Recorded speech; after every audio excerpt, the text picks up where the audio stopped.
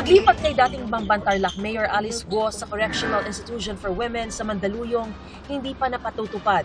Kasunod yan ng paghahain ng kanyang kampo ng musyon para manatili siya sa Pasig City Jail Female Dormitory.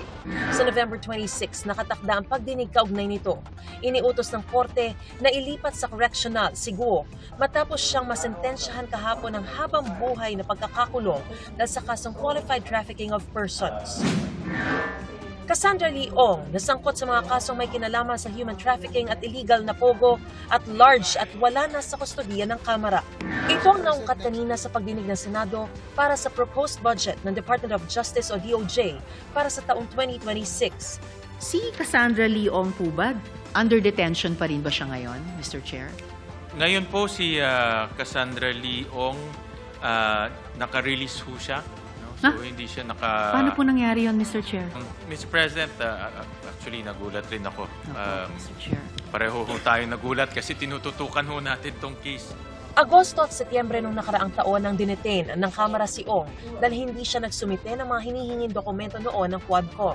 Pero nakalaya siya noong Disyembre matapos alisin ng komite ang contempt order laban sa kanya dahil sa kanyang medical condition. Isa si Ong sa mga suspects sa qualified human trafficking kaugnay sa ni-raid na Lucky South 99 Pogo sa Porac, Pampanga.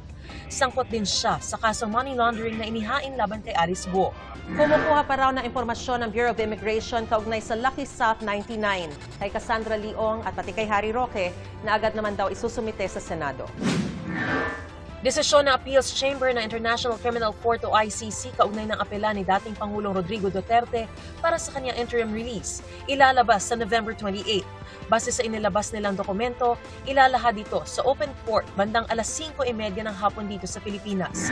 Noong Setyembre ay ibinasura ng ICC Pre-Trial Chamber ang hiling ni Duterte na palayain muna siya habang dinidinig ang kanyang kaso. Para sa GMA Integrated News, ako si Mariz Umali ang inyong saksi. Mga kapuso, maging una sa saksi.